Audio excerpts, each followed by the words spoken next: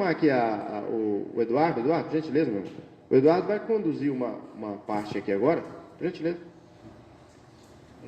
Vou chamar aqui a Gisele e a Paula. De lá, você não. E a Paula também. E a dona Rejane, aqui. E depois o Jurandir aqui, né? E agora eles vão fazer uma segunda parte aqui. Todos nós sabemos que o evangelista Paulo Palma foi muito importante para nós, né? E ele foi o iniciador desta igreja aqui. A senhora pode sentar, né? Pode sentar. Isso. E nós louvamos a Deus. Ô Jurandir, você pode ficar aqui, você vai ficar aqui. E nós louvamos a Deus pelo trabalho do evangelista Paulo Palma, pelo seu ministério eficiente, eficaz, né?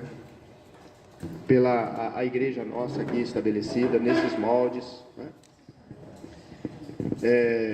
Ontem passou aquele vídeo, eu vou disponibilizar, o Eduardo vai disponibilizar o vídeo do antes e do depois aqui da igreja, né?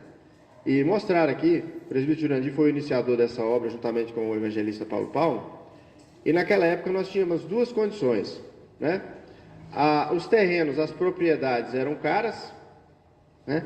E o material era barato. O material de construção era barato, né? Então, possibilitou escolher esta propriedade, que foi quase de graça, ele vai falar ali depois, né? E aí foi feita toda essa construção com grandes vigas. Teve um irmão aqui da igreja que fez a terraplanagem, né? Colocou aqui uma máquina, foi um negócio de maluco, né? A máquina podia despenhar ali. Despencou? Meu Deus. Né? Sem freio? Meu Deus do céu. Então, fortes emoções, né? Mas tudo isso para dizer que Deus tem feito grandes obras nas nossas vidas e que o Evangelho tem se espalhado diante dos momentos e das etapas. Tivemos um momento aqui em que houve dificuldades, né? Mas Deus tem sempre levantado os recursos e aqui é prova disso. Então, o Eduardo vai fazer esse momento agora e a gente vai fazer uma entrega de uma placa, né? Uma homenagem aqui. Quão formosos são sobre os montes os pés do que anuncia boas novas, que faz ouvir a paz, do que anuncia o bem, que faz ouvir a salvação, do que diz a Sião, o teu Deus reina. Isaías 52, versículo 7. Igreja Presbiteriana Conservadora do Brasil, evangelista Paulo Palma, em memória, Zélia dos Reis Palma, Paula Roberta Palma, Gisele Cristiane Palma Faria. Departamento Missionário, 41 anos, Guaxupé. E a data está de 12 de agosto, por ser o dia das missões, tá? Mas hoje, 18. Então, Eduardo, segue aí, meu filho, Deus te abençoe. Vamos nos manter ainda sentados, né? É um formato aqui que o Fred nos proporcionou e deu a ideia de ser como uma bancada aqui de entrevista, né?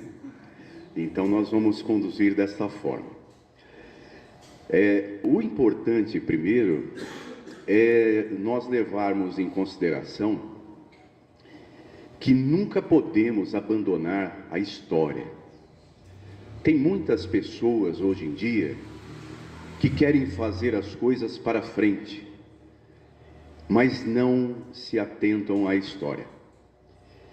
E a história é muito importante para que aprendamos e demos valor ao que foi feito e nos dê encorajamento e força para o que vamos fazer para frente. Tem uma frase que é muito comum dizer que um país sem memória é um país sem história.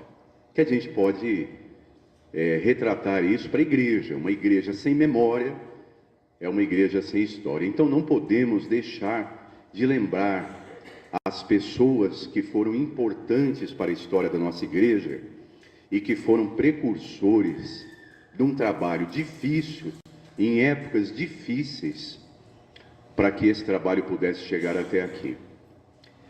Eu sou uma pessoa que eu não conhecia o seu Paulo Palma.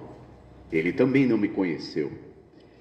Mas eu estou aqui nas minhas viagens missionárias, não é de Paulo e Silas, né? Mas eu e o Jurandir aqui, a gente correndo por esses campos, né?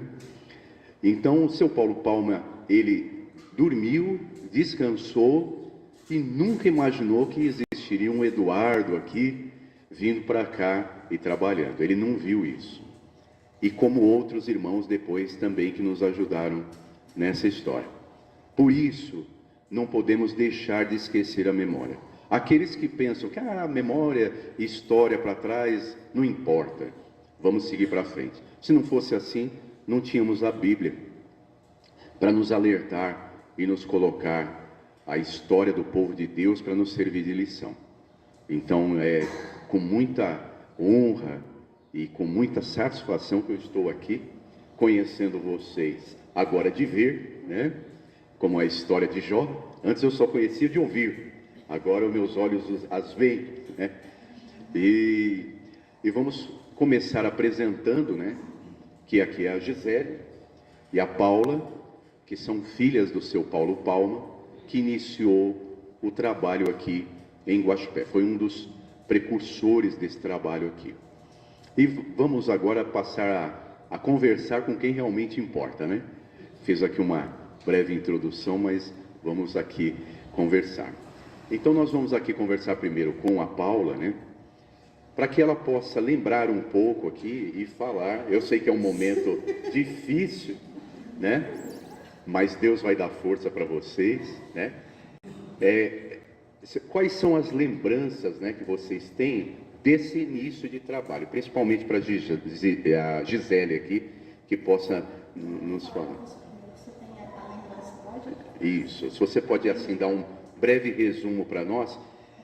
Quais foram as ideias do seu pai, que eu sei que ele estava em Limeira, ele tinha um desejo de voltar à terra dele, aí chegando aqui, ele tinha uma visão. Como é que foram esses primeiros passos? Bom dia para todos. Vou tentar resumir um pouco do que tem na minha lembrança. Nós mudamos para Muzambinho em 91. Meu pai se formou no Instituto Bíblico, ele fez o curso de teologia lá, a nível médio, fez lá em Limeira. Em 91 nós mudamos. Eu tinha 10 anos e a Paula 7, quando nós mudamos para Muzambinho. E pelo departamento missionário da igreja. E lá, meu pai não sossegava.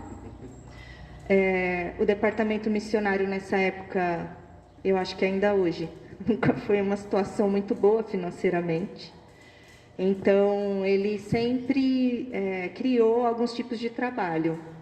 E trabalho infantil também. Ele usava mão de obra infantil nossa, no caso, né? Então... nossa. Então, nós mudamos e nós começamos a evangelizar lá, assim, com folheto. Ele saía, eu e a minha irmã saíamos juntos com ele, evangelizando, entregando folheto, batendo de porta em porta. Então, ele nos instruía a fazer isso. E depois ele criava outros trabalhos, né? Ele teve um tempo que fez vassoura, fez produto de limpeza, uma época, e a minha irmã trabalhou mais com ele. Ela vendia, todo mundo tinha dó, porque era criança, e ela vendia bem. E ela era boa de conversar, que ela já estava muito emocionada, então ela vai falar menos. Mas ela vendia os produtos e no sábado meu pai saía de carro entregando esses produtos. E também era uma forma do meu pai alcançar as pessoas na cidade. Depois, com o tempo, ele começou a vender quadros. E Muzambinho é uma cidade menor que aqui. Você conhece, né? Lá. É menor que aqui. Então, meu pai arrumou uma sacola grande e meu pai vinha vender quadros aqui em Guaxupé. E já no ano de 97. Então, ele vinha para cá vender os quadros, saía nos comércios, de porta em porta, vendendo esses quadros. Ele conheceu uma senhora, a dona Cida, que morava no bairro, que eu não me lembro o nome. E vendendo quadro, ele conversou com ela e falava bastante. E ele começou a dar estudo bíblico na casa da dona Cida.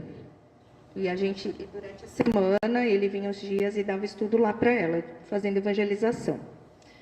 Depois, ele continuando nessas vendas de quadro, ele chegou num comércio e ele foi conversar com um casal e descobriu uma jovem senhora nesse comércio, e os dois muito falantes, e ela começou a conversar, que é a Sônia, que hoje está aqui.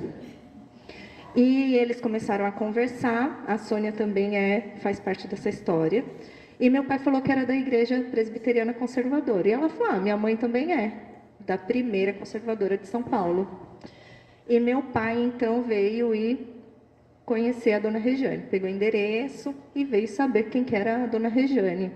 E a dona Regiane algumas vezes foi com a gente lá na casa da dona Cida, para fazer o estudo bíblico.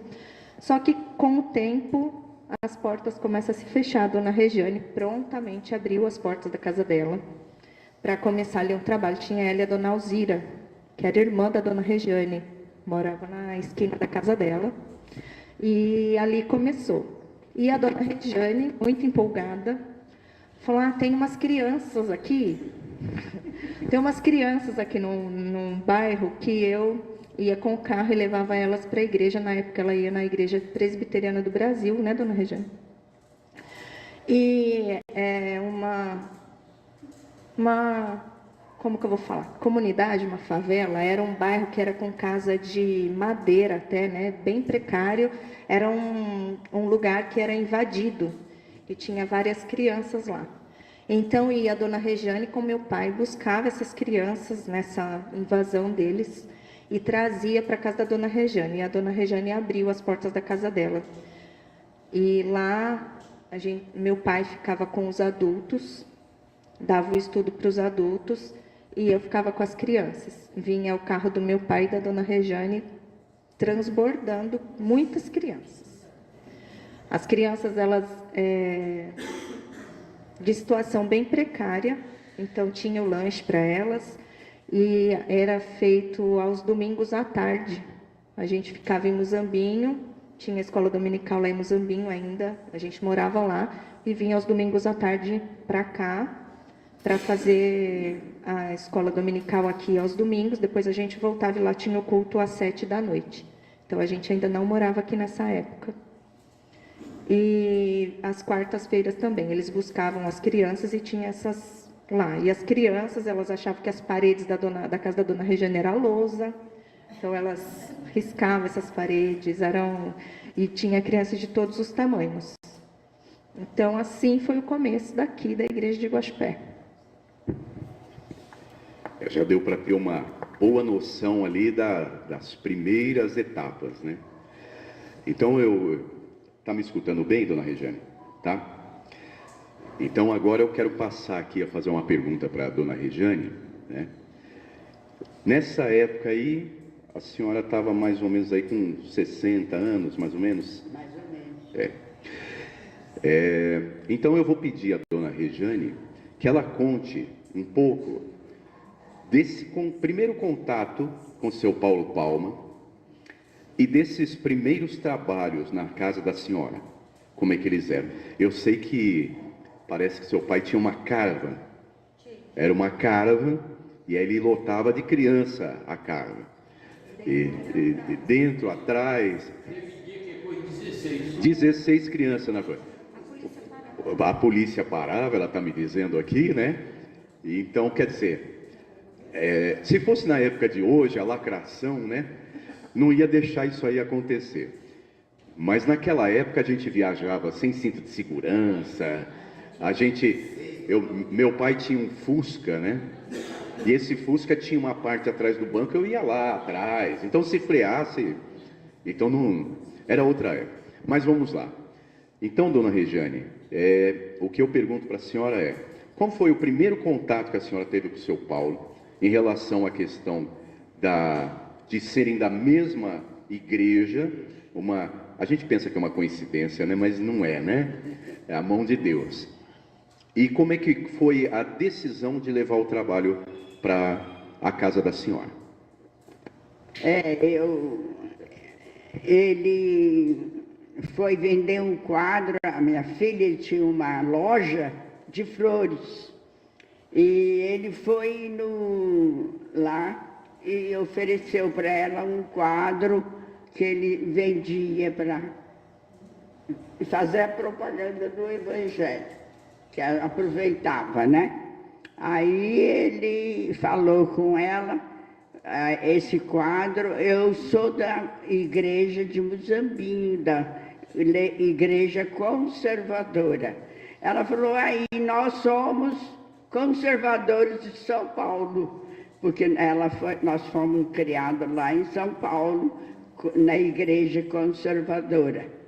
Aí ele falou, então me dá o endereço que eu vou lá para conhecer a dona Rejane. Aí, quando foi no sábado, ele foi em casa, e a Gisele, a Paula, e uma amiga dela, foram todos lá em casa no sábado. Aí nós conversamos muito, e aí começou um relacionamento cristão para ele desenvolver um trabalho.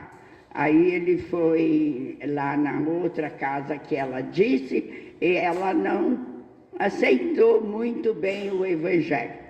Mas aí ele falou, então nós vamos ficar na sua casa. Aí quando foi o Jurandir, era do departamento missionário, providenciou e começou em junho, na minha casa, com a graça do Senhor, desenvolveu muito bem.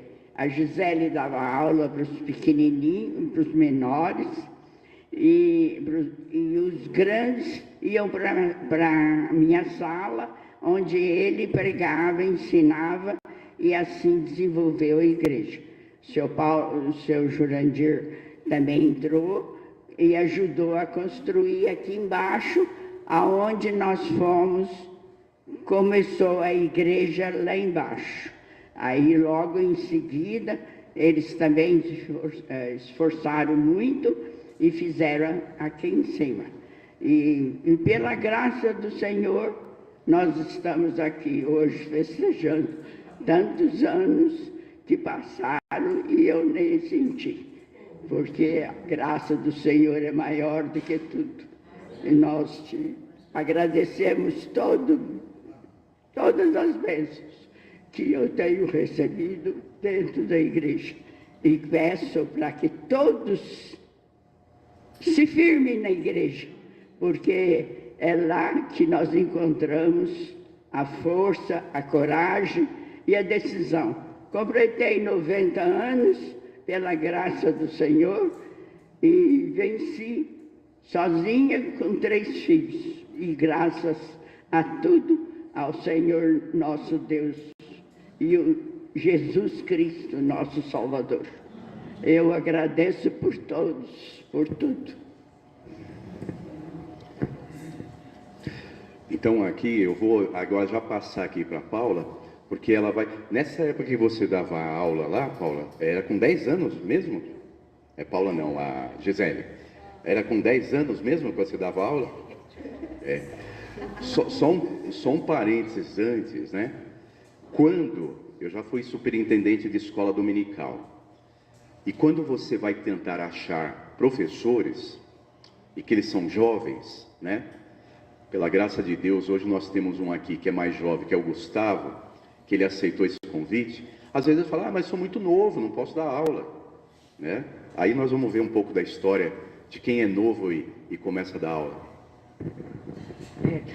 A história de dar aula começou em Muzambinho, na verdade, porque nós veio a minha família, né? Meu pai, minha mãe, eu e minha irmã, e começou o trabalho e começou a chegar criança. Mas eu era criança na época também, mas tinha criança menor. Então, lá em Muzambinho era um salão, não tinha o templo, era um salão, e minha casa tinha o salão e mais 2 casas e a nossa casa. Então, tinha o salão, os adultos ficavam e as crianças iam para minha casa, e eu tinha 11 anos quando eu comecei a dar aula para as crianças. 11, não 10, estava maior.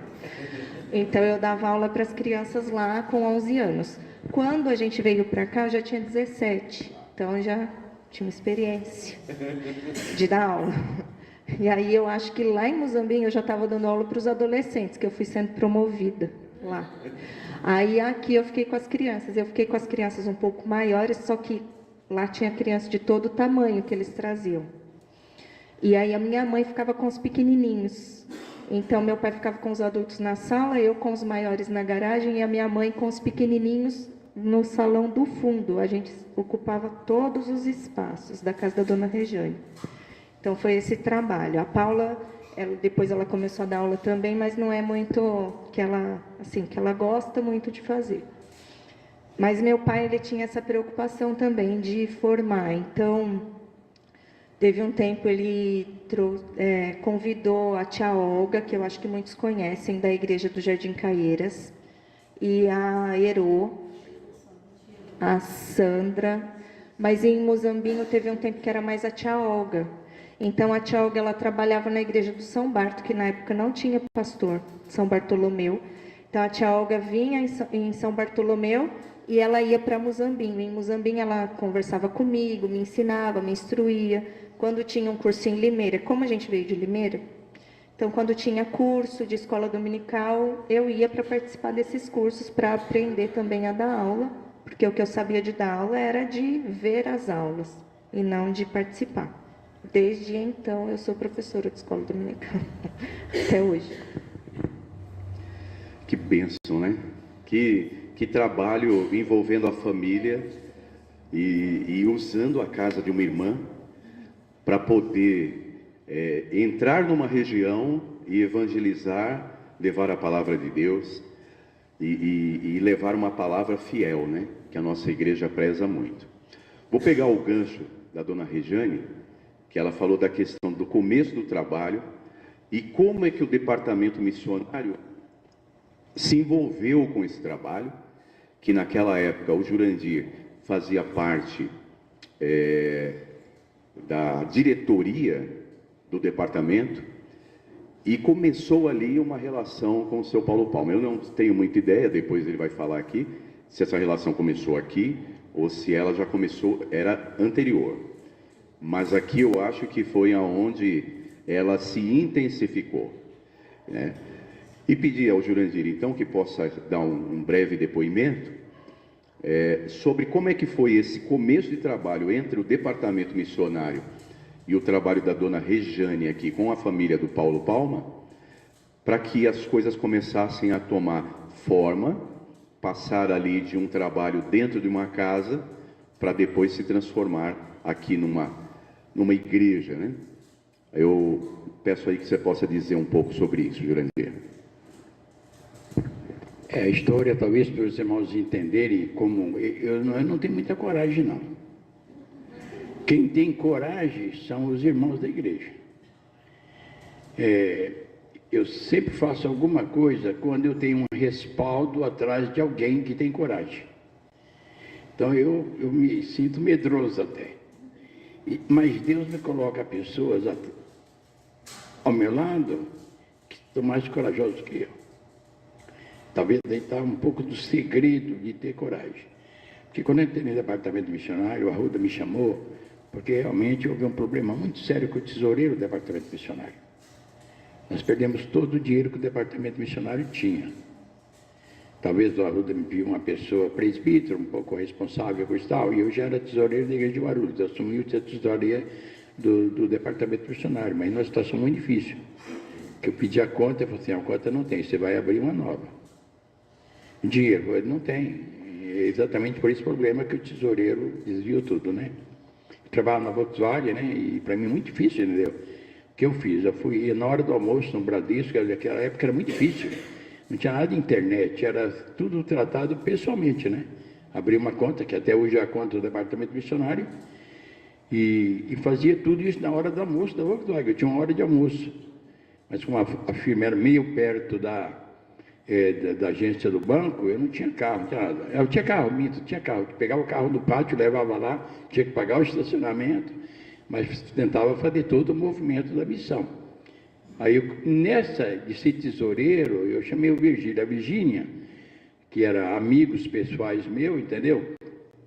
E o Virgílio conhecia muito de contabilidade e a Virgínia muito de secretariado. Aí eles começaram a beber, olha, a nossa igreja tem muitos membros, vamos trabalhar com os membros para ver o que os membros têm condição de ajudar a igreja. E foi aí que eu diria que, como tesoureiro, eu achei a galinha de ovos de nossa igreja, que os membros não contribuem por falta de saber o que a igreja precisa, o que dá, o que passar para a igreja. E nisso aí nós formamos um movimento. Eu me lembro, parece que nós recebemos, eu vou dar um número aqui, tipo 5 mil, que era a verba do sino daquela ocasião. Nós começamos o movimento e começamos com os mantenedores ter pelo menos 10 vezes mais do que esse valor. Então nós criamos, cada igreja, um representante, um mantenedor e mantenedores. Nós tínhamos igreja de ter quase 50, 60 mantenedores. Era pouco, era R$1, era só. Mas juntando pouco, virava muito. E todo mês nós prestávamos conta onde aplicávamos dinheiro e o que precisavam para o outro mês. Isto foi um caminho. Foi nesse contexto, que estava mais ou menos assim, que o seu Paulo veio para cá. Então, como se diz, parecia que não tínhamos recursos, mas tinha muita gente em cobertura para ajudar. Então, quando ele mostrou a ideia de fazer alguma coisa, de vir para Muzambinho e fazer, eu já estava dando suporte. Quando ele falou em Guaxupé, falei, gente, se Muzambinho pequenininho, Guaxupé tão grande ao lado, qualquer coisa que fizer em Guaxupé vai dar muito mais resultado em número de pessoas. Aí você olha São Bartos tem 1.000 habitantes hoje, tem 70, 80 membros. Então, vamos pensar, aqui tem 75 mil habitantes. Então, essa cidade é 75 vezes maior do que São Marcos. Então, pensa isso em termos de almas que estão aqui, que também são, Deus elegeu pessoas do mundo inteiro. Então, vamos dizer, o contexto aqui era melhor. Então, não era bem eu que era animado, era um grupo que estava atrás de mim, que as pessoas não viam, que estava dando esse ânimo. Quando ele falou da dona Regiane para mim, falou, já estou indo lá, estou fazendo um trabalho, falei, gente, a porta está se abrindo lá em Guaxupé. Me contou da Sônia, ela é a filha e tal, me levou na loja, conheci a Sônia, entendeu? Não conheci o esposo, que era meio arredio ao evangelho naquela época, não sei, parece que hoje eu tenho conversado com ele, é um anjo de Deus que está aqui no nosso meio também, mas vamos dizer, nós conseguimos abrir uma visão de fazer um trabalho aqui. Comprar um terreno, foi a primeira ideia de São Paulo. Olhamos terreno, porque um doido comprou um terreno inclinado aqui. É uma história meio fácil, porque o seu Coragem, que é dar o nome ao bairro aqui, era o vendedor de terreno aqui. Falou, vamos perguntar como que mais tem terreno. Ele começou a mostrar terreno de R$110 mil naquela ocasião. O ano era 2.000 bolinha, como diz minha irmã, entendeu? Mas o resultado era 110 mil um terreno. Ele falou, você quer fazer uma igreja? Eu falei, queremos. Olha, eu tenho um loteamento, e ele morava na esquina, lá em cima, hoje mora o Idir lá, entendeu? Se você for descendo até aqui embaixo, eu acho que tinha 3 casas lá, o resto era tudo essa valeta, esse buraco, né? Fica com o terreno da esquina, que ele é o maior de todos no loteamento aqui, e você, se ajeitar o terreno, você consegue ter acesso na rua principal aqui, e consegue ter acesso na outra rua. Resultado de tudo isso aí, é que eu perguntei o preço, ele falou 40 mil. Aí eu fiz a conta, né? De 40 para 110, vai sobrar 130 mil. Aí em São Paulo peguei o engenheiro, para terraplanar tudo, e falou, se você tiver terraplanagem barata, com certeza a gente consegue fazer toda a parte de baixo, uma garagem lá embaixo, e você fica com já uma parte para você fazer reuniões. Quando vocês tiverem possibilidade, vocês constroem o tempo em cima, fica no nível da rua. Esse homem vendedor está me dando também, né? O louco para vender e o louco para comprar, né? Resultado, deu certo a ideia. Mas antes de comprar, eu peguei o seu Daniel, foi embora aqui, lá em Moçambique, eles trabalham numa fazenda com aquele terraplanagem. E fazer coisa, fosse o patrão me emprestar máquina, eu planejei para você. Você comprou o óleo diesel, o patrão quer que a máquina volte comigo. Resultado disso, Ele, por exemplo, foi num desses dias, eu orava muito a Deus, que a hora que eu vi a máquina entrar aqui, a coisa é complicada. E um dia eu fui ligar, olha, a máquina do doutor vai cair, né? Mas ele é muito experiente, porque ele cavaleiro, se você virar ela mesmo se equilibra ela, entendeu? Ela vai levantando ela. Eles conseguiram equilibrar a máquina e realmente não houve acidente. Resultado de tudo isso aí, nós construímos isso aí. Um outro episódio que eu lembro, que o dia que fui dançar em Porto, o dia que tiver todo o terraplanagem, eu gostei de lançar a pedra fundamental lá embaixo, e o grupo de Guarulhos veio. A hora que eu cheguei, a Paula o São Paulo estava internado. E, gente, não dá para fazer essa pedra fundamental sem o seu Paulo. Não dá. Eu falei, vou lá no hospital e vou convencer o seu Paulo de cancelar. Mas eu tinha vindo todo o pessoal de São Paulo, lá, para nós cantar, minha família estava aqui, eu estava todo mundo esperando, e o seu Paulo doente. Até esperei ver se ele saía em tempo. Aí eu fui à tarde na Santa Casa lá, pouco antes do trabalho. Eu almoçamos, fomos lá, era tarde, 3 horas de trabalho, na pausa. O senhor Paulo falou uma coisa para mim, senhor Dias, não cancela nada por causa de mim. Eu não sou nada. Trabalho é de Deus, não é um soldado que está doente na guerra, que o trabalho não vai continuar. Vai você lá, faz o trabalho, faça de conta que eu estou lá fazendo. E eu continuamos. Foi talvez um momento mais difícil para mim, fazer uma coisa assim, quem queria ver não está.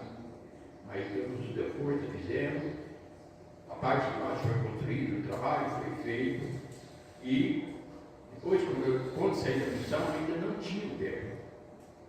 Estava na laje e o projeto de fazer o terreno. E na minha saída da missão, talvez ninguém saiba, talvez o Fred sabe, estava condicionado para esse trabalho aqui. Porque esse trabalho aqui ia ser praticamente doado para a IPB ou para a IPI daqui que pegava o trabalho. Porque era um trabalho, no ver da nossa denominação, muito oneroso. Resultado para tudo isso aí. O seu Paulo ia ser deslocado para uma outra igreja e ele confessou para mim, fica firme, porque eu já arrumei uma igreja, vou para a IPI, você morreu, que é Guaranésia, uma dessas cidades próximas. Vocês não sabem essa história. Resultado de tudo isso. Mas lá nessa reunião, eu permaneci no departamento por um acordo de ficar essa igreja para departamento, para conservadora e continuar o trabalho. E o seu Paulo continuar como missionário. E esse trabalho não foi mudado do Zambinho para o presbitério e aqui ficou pertencente ao departamento missionário. Mas ficou assim muito difícil, porque o trabalho que ele entendia estava dentro de um contexto que não tinha continuidade. Agora, o tempo passando, isso passou 20 anos, esse dia era 4 de setembro de 2004. Agora, com o retorno de uma nova diretoria, o Fred me convidou para ajudar na missão. Então, nós voltamos, e só que vimos o trabalho aqui com sérios problemas, de não ter sido cuidado nesses 20 anos, e com desmoronamento do fundo. O vizinho construiu uma casa de 3 andares em cima do nosso muro, que não tem uma fundação. A casa dele caindo e prejudicando a nossa igreja. Porque nesse momento só tem uma coisa: salvar a nossa igreja. De princípio eu achei que com 50 mil eu salvava. Inocente eu era. Então, este custo, eu diria, hoje nós gastamos 280 mil praticamente já. Mas eu acho que precisamos pelo menos mais de 60 mil para zerar essa estrutura aqui e não sei o que fazemos com o vizinho. Nós estamos tentando não deixar a casa do vizinho cair para cá, porque ela está rachando, ela tem de cair para trás ou talvez cair para cá. Ela não cai mais. Essa semana foi erigida uma viga em Simão Santinigora. Eu gostaria que os que não conhecem aqui descessem e me acompanhassem.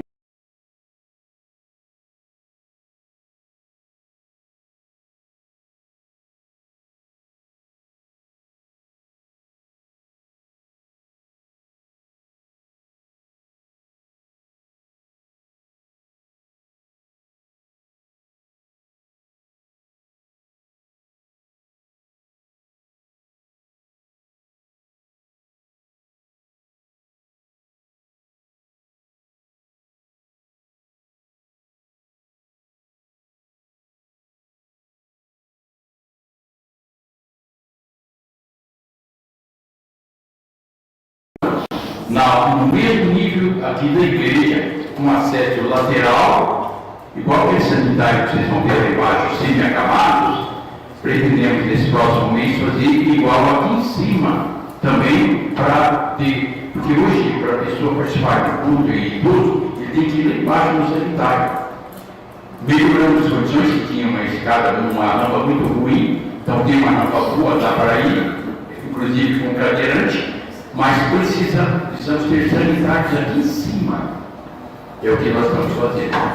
Eu pude voltar depois de 20 anos e receber um abraço da dona Regiane, chorando, e dizer: orei esses 20 anos para você voltar e recuperar a igreja.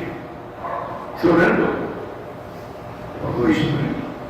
Então eu tenho compromisso. Eu pretendo, no final deste ano, deixar, Deus me dando condições, ele normalmente tem dado, né?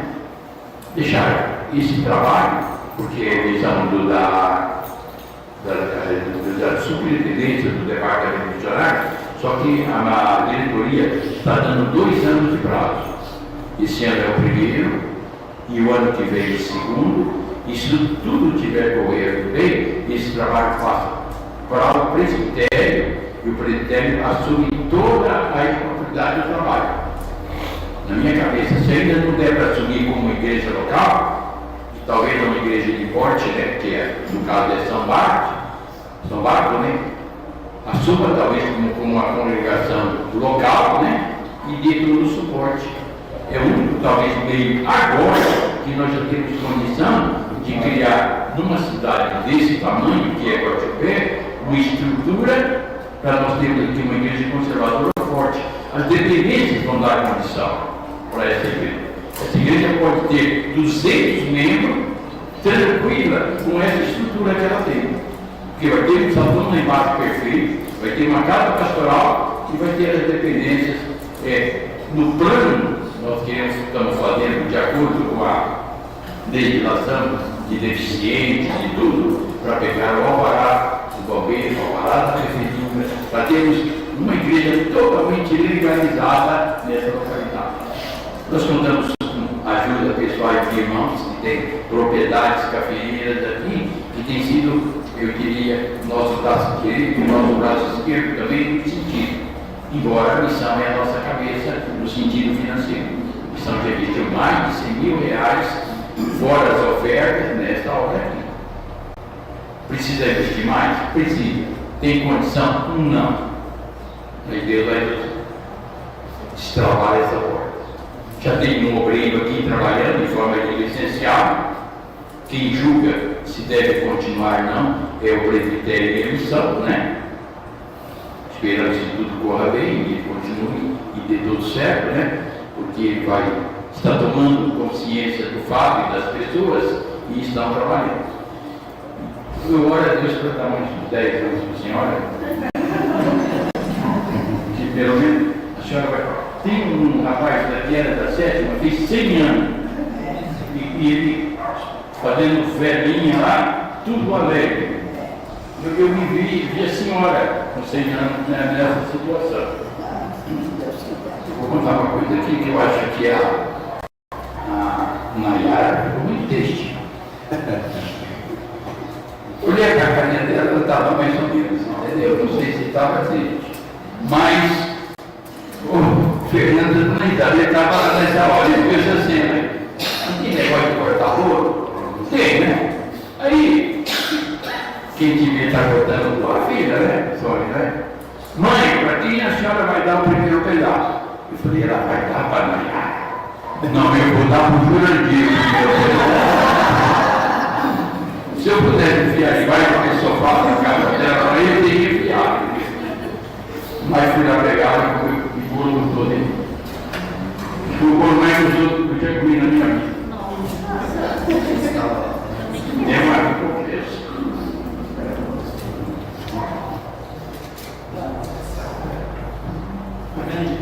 Tantas histórias, né?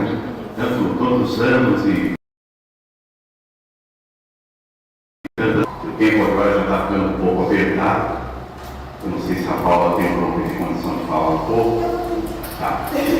Na verdade, Paula, a Paula, pelo que eu soube da história, me explica se eu estiver falando alguma coisa, ela participou intensamente aqui da igreja.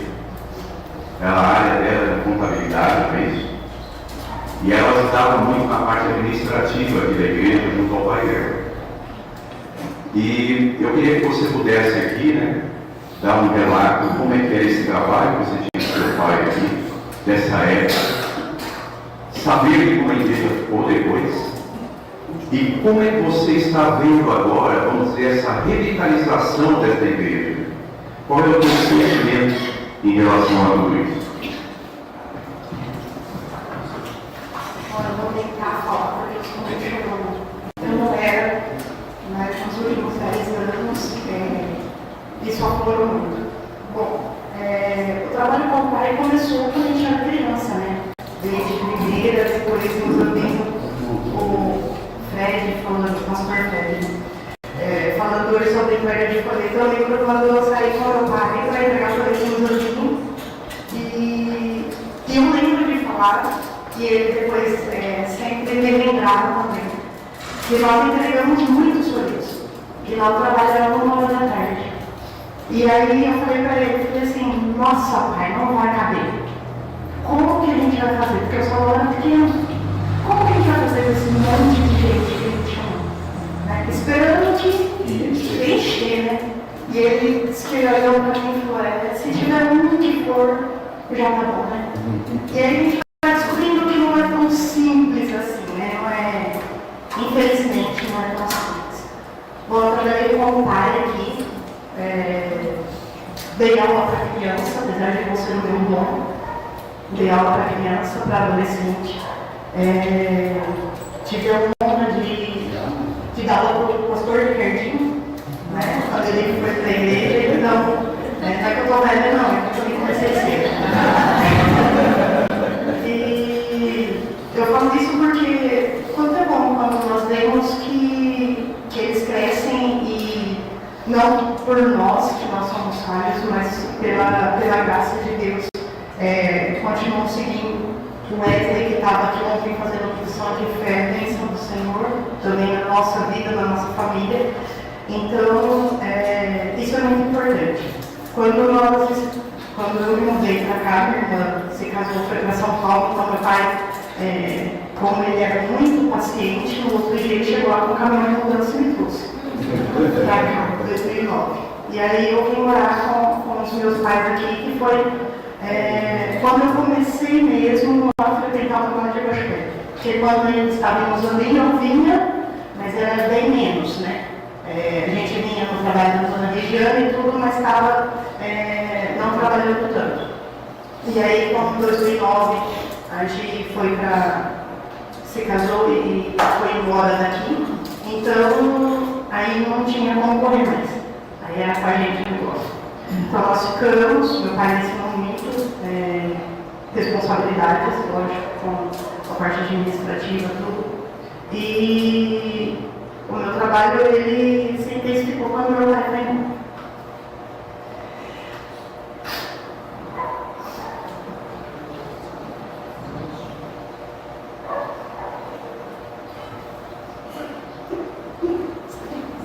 Bom, nós ficamos na igreja aqui, depois de algum tempo, as igrejas vizinhas, São Bartolomeu, Mozambique, nos davam o apoio aqui na igreja nos domingos da noite. Né? E foi um ano que nós vimos muita graça de Deus. Apesar do pai não estar demais, mas o legado dele não se apagou. Né? Tudo que ele nos ensinou, tudo aquilo que ele deixou para nós tentamos continuar. Né? Nós ficamos um ano com essa ajuda de fora, apesar de hoje não ter muitas das pessoas que nesse tempo congregaram com a gente, infelizmente. Nós trabalhamos muito tempo com crianças e adolescentes e infelizmente é muito difícil quando a família não agrega. Mas hoje eu tenho contato com uma daquelas crianças que não são mais crianças. E uma está na Assembleia de Deus, uma outra família, inclusive que era um menino que tinha uma vontade enorme de ir para o seminário, e que infelizmente não foi. Hoje está em Indaiatuba, na igreja presbiteriana. Então nós vemos que, às vezes nós olhamos aqui e falamos, cadê? Né? Mas existem frutos. Né? Quando o pastor Fred fala, tudo isso vale a pena se tiver uma, e nós temos relatos de várias. Então, quanto a tudo que vem acontecendo, olha, eu lembro quando dia 1º de novembro de 2013. Eu subi aqui e olhei e vim aquele pouco. Eu falei, Senhor, como vai ser?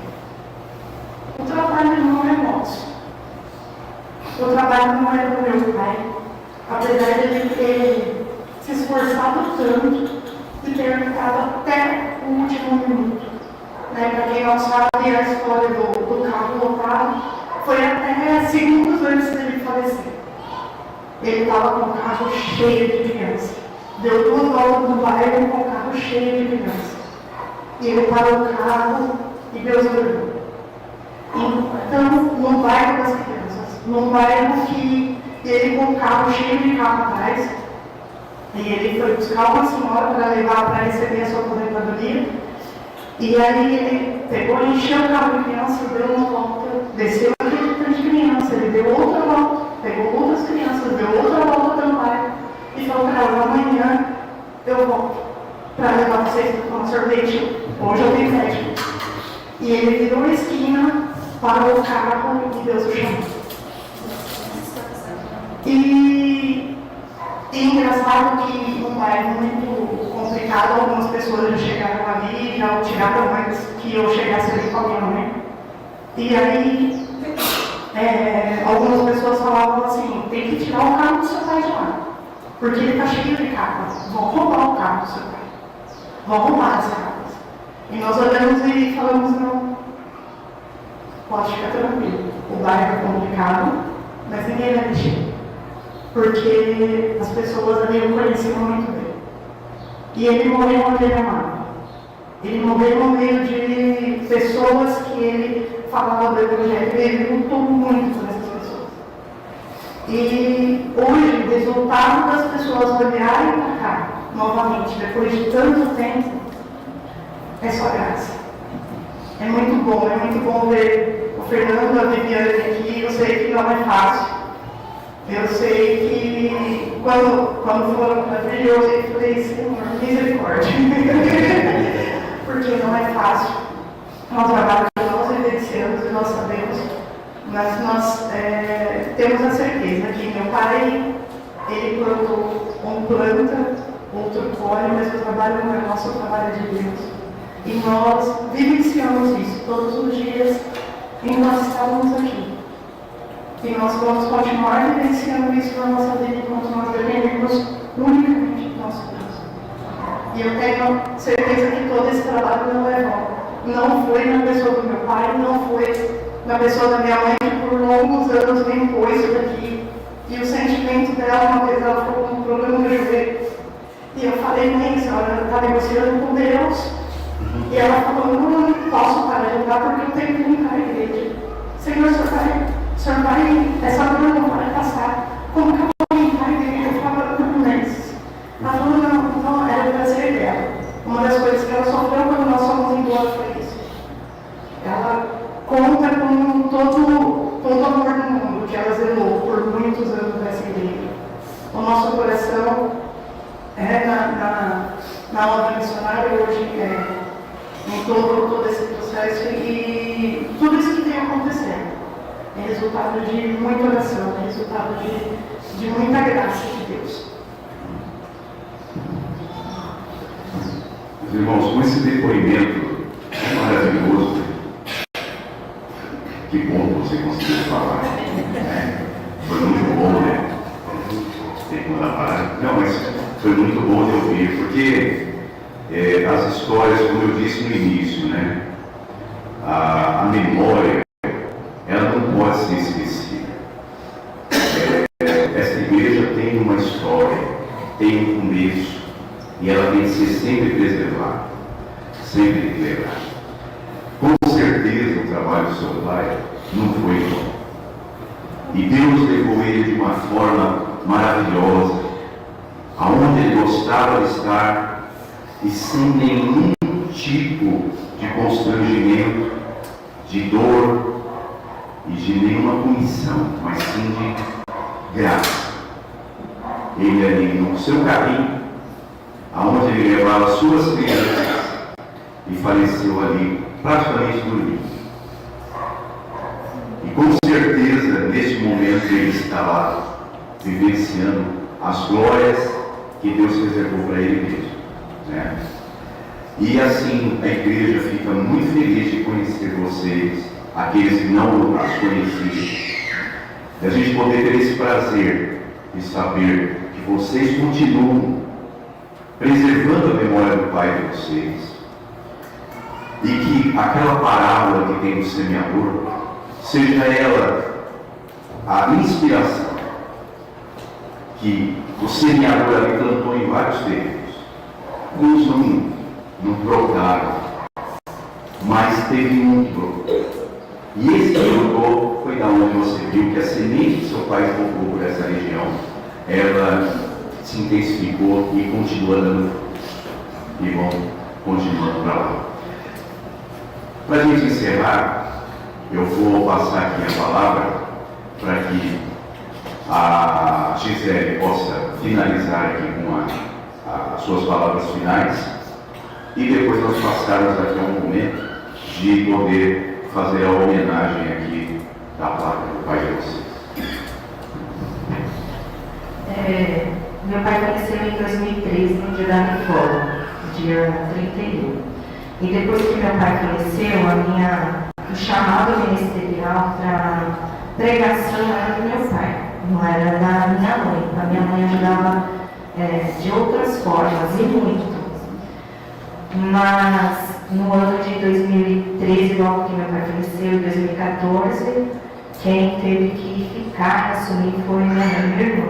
Então, era muito pesado para elas, nesse sentido de ter que pregar, estudo, coisa que minha mãe nunca foi de querer fazer. E até o Francisco chegar, ele ficou uns anos, também foi abençoado, deu muita assistência para minha mãe e minha irmã em períodos muito difíceis para elas, até 3 anos, que elas tomaram a decisão, nós como família, de que seria melhor elas estarem perto da família, porque estava bem pesado emocionalmente, por questões pessoais, familiares, e elas precisaram mudar.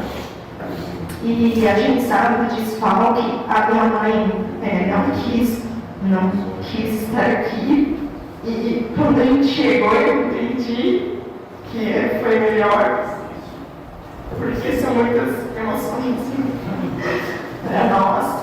E para minha mãe, de mudar, quando ela mudou, ela falava: eu estou sentindo falta porque lá eu limpava a igreja. Eu falei: quer limpar aqui em Limeira, né? Fala para o pastor para limpar.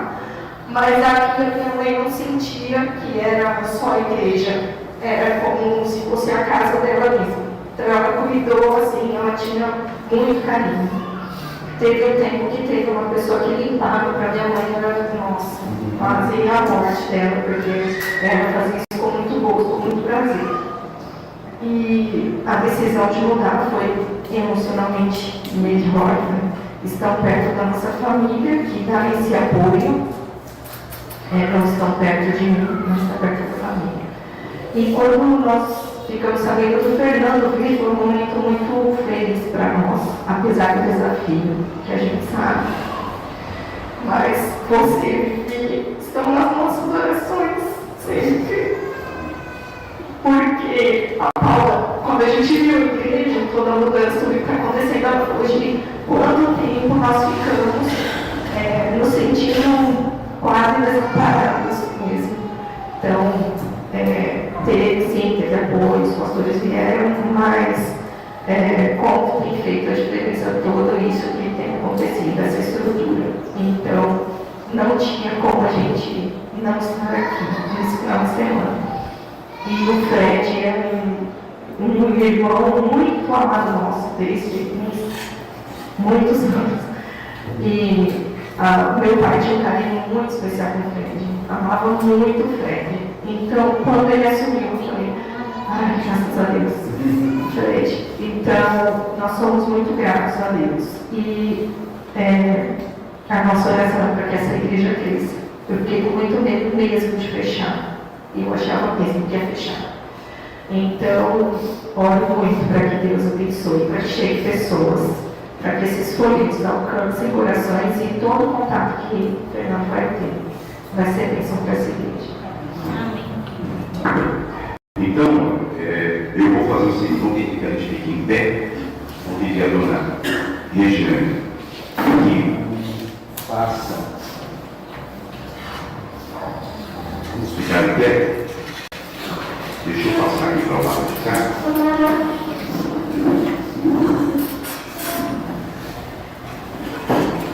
Eu vou pedir, dona Regiane, que a senhora entregue esta placa que o Fred já deu, né, aqui, em relação à homenagem que está sendo feita à família do seu Paulo pelos trabalhos prestados nesta igreja. Então eu vou entregar aqui para a senhora e que a senhora possa fazer as honras de entregar para as duas filhas do Paulo.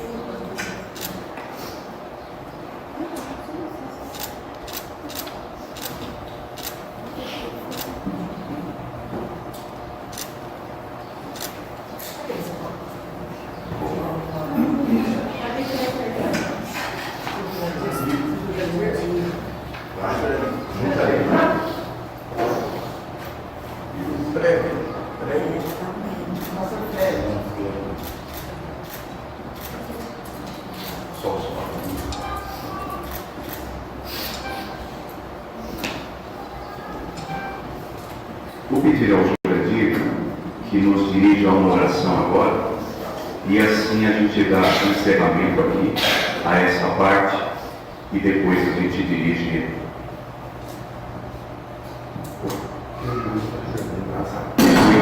O Jurandir mesmo vai fazer o encerramento dos trabalhos. Oremos.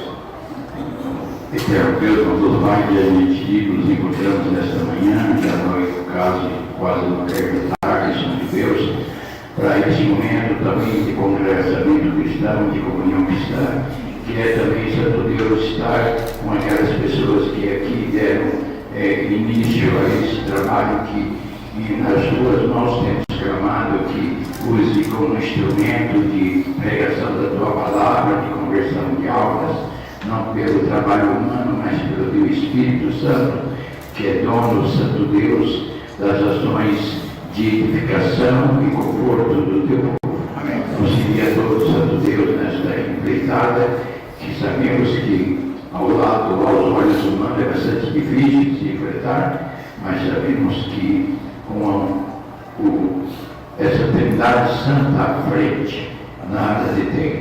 Fica conosco, Santo Deus, agora neste dia até o final do meio da noite, no final das atividades e no retorno aos nossos lares. Alguns farão hoje, alguns farão amanhã, alguns mais perto, outros mais distante. Leva todos os teus filhos na tua guarda e na tua paz. É o que pedimos, agradecido pela vida da dona Regiane, nos seus 90 anos da Seara Conservadora, é uma das que também no ano de 40, Santo Deus, na passagem, Santo Deus, já lá em São Paulo, na primeira igreja, assinou, Santo Deus, a relação daqueles que iriam fazer parte da igreja conservadora. Sabemos que esse número, Santo Deus, a cada dia, a cada momento vai diminuindo, mas ainda estou tendo reservado alguns para a memória. E esta manhã, nessa localidade, foi passada a memória dos trabalhos do seu Paulo para muitas outras almas, algumas muito novas, que terão testemunho vivo das próprias pessoas para passar para os seus descendentes, para os seus filhos. Na igreja conservadora não tem só uma história de 84 anos, mas tem uma história de Santo Deus até a volta de Cristo para ela. Fica conosco, rogamos e pedimos por Jesus. Amém. Amém.